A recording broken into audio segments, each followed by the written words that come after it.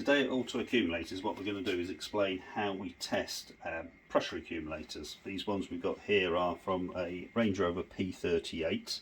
Now there's a couple of videos out there on YouTube I've seen explaining how you can do a quick test.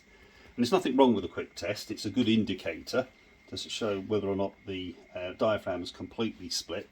But 9 times out of 10, or probably 98 times out of 100, the diaphragm's still sound, so the actual accumulator itself is still good. Now, one of the tests I've seen out there is just to take a blunt object like this and pop it in and make sure that it doesn't go all the way in. So there, it's only going in a small amount. That means that there's good pressure in this accumulator and it's holding the seal valve at the bottom shut. However, that doesn't actually explain how much pressure's in there. Now these units here, these are Range Rover P38. And the nitrogen pressure in there needs to be, when it's new, 80 bar. Another test I've seen is to pop an air gun in. Pop an air gun in there, blow it up and make sure that not too much air volume goes into the accumulator. But most airlines, like this one, is only set at about 8 or 9 bar.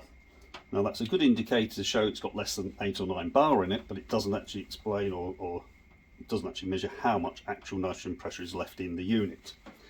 So what we like to do, Auto Accumulators, is pop it on a hydraulic displacement tester. Quite a simple little rig here. Just got standard hydraulic pump here, passing through a few valves and some reservoirs. And the only reason we've got different reservoirs is that they're interchangeable, because at Auto Accumulators we don't just do accumulators that are using DOT4 brake fluid. They might be using something like this, the Penistone or other oils. So what we have is a system that we can change.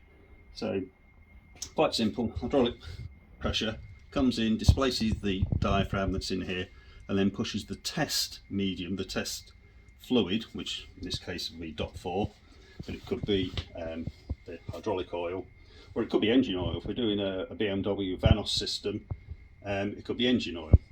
Anyway, so what we'll do now is I'll show you how to do a test that's a little bit more definitive than just pushing a blunt object into the unit. Right, so first up is a brand new unit. So what we should see is the pressure on this gauge rise rapidly until it matches the nitrogen pre-charge pressure on there. Should be somewhere around about 80 bar.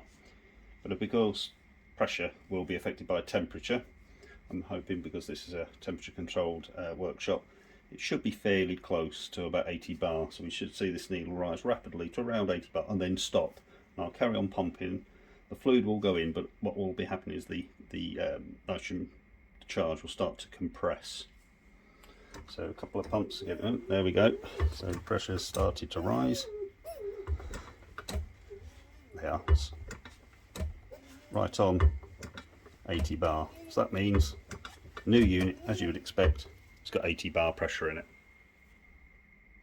Right, next up is a unit that's going to be recharged with gas. So we've popped the blunt instrument in here and it's not going in, so that means the diaphragm's still sound. But we've tried it with the compressed air line, and it's showing that it's still sound, but we don't know how much more than about 8 or 9 bar pressure there is in here. So same thing, I'll start pumping it up. There we go, it's gone straight up and that's stopped. And that's stopped at around about 15 bar. So effectively, this unit, the pre-charge is only 15 bar. So although the diaphragm's good, and this test would say it's good, and this test would say it's good, it's only got 15 bar pressure in, which really means it's not going to be very effective when it's on the car. And finally, here's a unit that we've recharged at Auto Accumulators. So what we've done here is we've recharged the nitrogen pressure back to where it should be, 80 bar. As you can see, what we do is pop a little hole through the original seal rivet, put it on a special rig that inflates it and then reseals it. Very neat job, no big valves stuck out anywhere, nothing going inside the accumulator to damage the diaphragm. So let's have a go at testing this one. It's on the rig, so if we watch the gauge again, there we go, rapidly rising. And there we go, 80 bar. This one we charged up about a month ago. What we like to do is hold them for a month so we can actually retest after about 30 days. So carry on going, and there we're at 80 bar. So that unit is as good as new. Of course, all that manual pumping can do your arm in a little bit, so what we like to do is do it with an automated test rig. This is the refurbished unit here. Pump, I'm sure Range Rover P38 owners will recognise this pump here.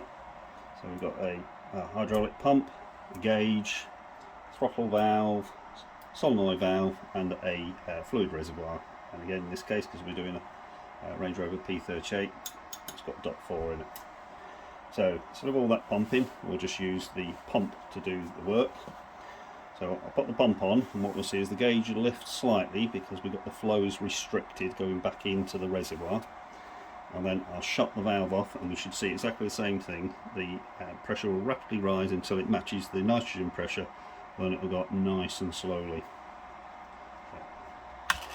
Pump on, lifting a little bit of pressure there. What I'll do is I'll now shut the solenoid valve off. And now I'll shoot straight up to 80 bar. And this will gradually carry on going up until it meets its operating pressure, and then the valve will open. There we go. So all we're doing now is we're flexing that diaphragm inside this recharge unit. What we do at Auto Accumulators, we leave this on now for so many cycles, try to give it at least 200 cycles, flexing that diaphragm. This then gives you a really good indication that the diaphragm is still sound. So once we've recharged it, we do this flexing test, we let them settle for about 30 days, then we do a leak test. That's how we can guarantee give a 12-month warranty.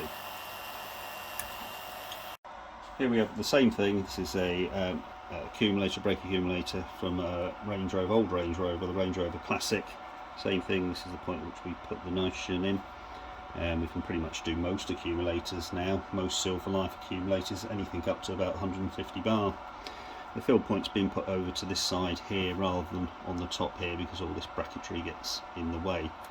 You can compare that unit to a traditional diaphragm type accumulator. This one's actually from a John Deere tractor unit, and that's the filling point there. So as you can see, effectively all we're doing is the same thing.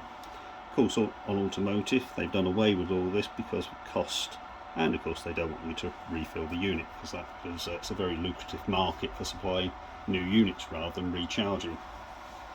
Here's a unit from a static hydraulic system, something I'm more familiar with working on. I've worked on them for many years. Same thing here. I'll pop it on so the magnet to help me hold it. That's the original fill point, and that's the point at which we would recharge through here, and special equipment to do this type of larger diaphragm accumulator. So same thing, same test. We'll pop it on the pump and we'll flex that diaphragm up and down a few times. Pump on, pressure will lift a little bit, then we'll shut the valve off, and as the pressure builds up it will meet the nitrogen pressure, pre-charge pressure, and then we'll start flexing compressing the nitrogen and flexing the diaphragm. There we go, straight up to 80 bar. Pumping the fluid in, compressing the nitrogen charge, get to about 110, 115 bar, and it will release, and then it will just cycle backwards and forwards, flexing the diaphragm.